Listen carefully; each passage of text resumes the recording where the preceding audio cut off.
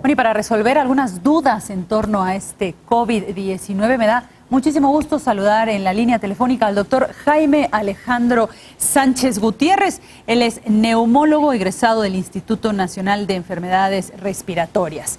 Doctor, muy buenas tardes. Muchas gracias por tomarse este tiempo para platicar con nosotros. Muchas gracias, Andrea. Un gusto. Primero que nada, ayúdanos. Hablamos mucho de la población vulnerable y se habla por ahí de los diabéticos, de las personas con sobrepeso. ¿Podrías especificarnos, hacernos una lista de realmente cuál es la población vulnerable frente a esta nueva cepa de coronavirus? Sí, mira, la población vulnerable es la que han encontrado los grupos, específicamente los grupos chinos que analizaron a la población que se infectó después del gran pico de infectados que tuvieron ellos, y encontraron que había ciertos grupos de riesgo. Ellos encontraron en este estudio que los pacientes que tenían diabetes, que tenían hipertensión arterial sistémica, obesidad o enfermedades que disminuyeran la capacidad de respuesta de su cuerpo, lo que conocemos como enfermedades autoinmunes, como artritis reumatoide, lupus. Hay un gran número de enfermedades que caen en este grupo, además de los grupos vulnerables como los ancianos o los pacientes con cáncer. Todos ellos eran grupos de riesgo. Encontraron pues que este grupo fallecía de manera más temprana y que hacía los cuadros más graves. La pregunta siempre fue por qué específicamente los pacientes con obesidad, diabetes e hipertensión tenían mayor predisposición. No hay una respuesta clara, pero el virus utiliza una pequeña llave, por decirlo así, para entrar a los pulmones. Esta llave está justamente en el tejido pulmonar. Lo que sabemos hasta ahora es que esta llave se expresa más en los pacientes que tienen hipertensión arterial sistémica, que tienen enfermedades cardíacas, que tienen obesidad o diabetes. De hecho, otros virus como los virus, el tipo MERS o el SARS, que eran virus que previamente estaban familiarizados y están familiarizados con el coronavirus, son un tipo de coronavirus, también utilizan algunos receptores similares a los que están relacionados con este tipo de enfermedades y se expresan más cuando el paciente ya tiene este tipo de enfermedades. Es por eso que parece ser que el virus tiene como una pequeña prevalencia o predominancia por este grupo de pacientes. Doctor, te hago una pregunta. Por ahí leía yo un artículo y en redes sociales rápidamente se disemina esta información de que los hombres también son más vulnerables que las mujeres. Al menos en las estadísticas que tenemos de otros países, pareciera haber una predominancia hacia el sexo masculino. Supera más o menos el 55-60% de los que se enferman son hombres. Esto puede ser un sesgo simplemente estadístico, pero podría también deberse a que actualmente las enfermedades cardiovasculares, el tabaquismo, la hipertensión arterial se expresan más en esta población, y quizá por eso vemos también que esto se refleja en el sexo en el cual se presenta la enfermedad.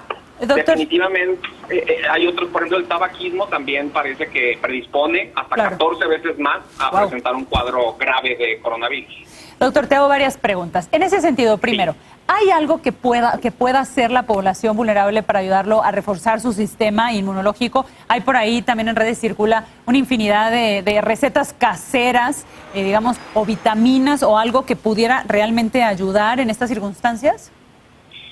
No hay como tal un medicamento. La realidad es que sí, como tú dices, en redes sociales, y a mí, por ejemplo, vía Twitter o vía personal me han llegado preguntas sobre si cierto medicamento que se vende en la farmacia ayuda a elevar las defensas, sobre si cierta pastilla que les dan normalmente para elevar las defensas logra eso. No hay evidencia clara de eso, al menos a nivel científico. Si yo soy sano, por decirlo de alguna manera, no requiero nada extra, no requiero de algún medicamento para reforzar mis defensas. Si yo tengo enfermedades, diabetes, presión alta, enfermedades cardiovasculares, lo mejor que puedo hacer, uno, es quedarme en mi casa para no exponerme a la infección, pero además controlar mis enfermedades, que no yo presente un descontrol de estas mismas. Por lo tanto, todos estos pacientes debieran de preguntarse si sus enfermedades cardiovasculares, diabetes, o enfermedades inmunológicas están bien controlados. Para eso habría que preguntarle a sus especialistas. Claro.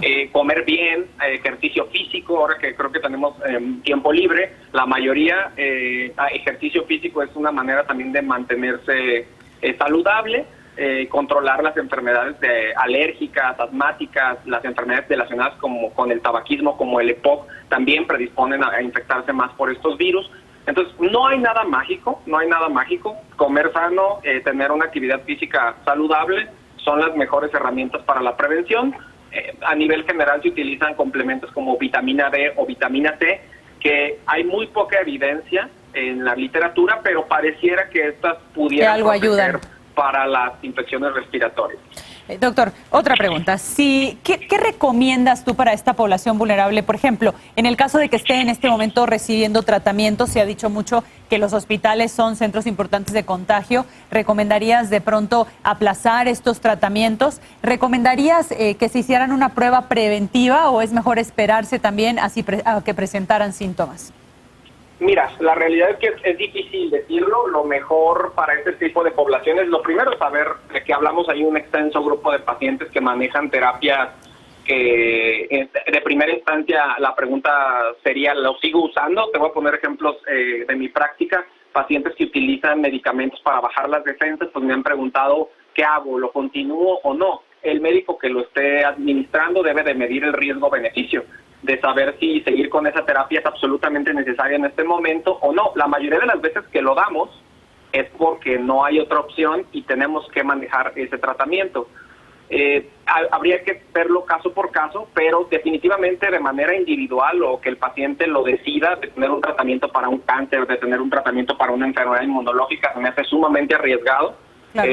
Yo creo que lo primero sería preguntarle a nuestro médico de cabecera si es necesario suspender este tratamiento.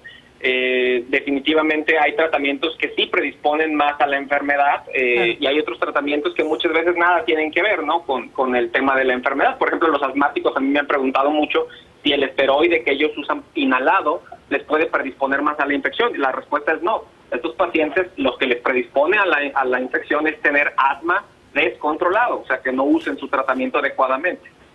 Muy bien, doctor, pues te agradezco de verdad muchísimo que nos tomes la llamada y que nos ayudes a resolver algunas al menos de estas dudas. Claro. Te mando un fuerte abrazo, que estés muy bien. Igual, muchas gracias, hasta luego.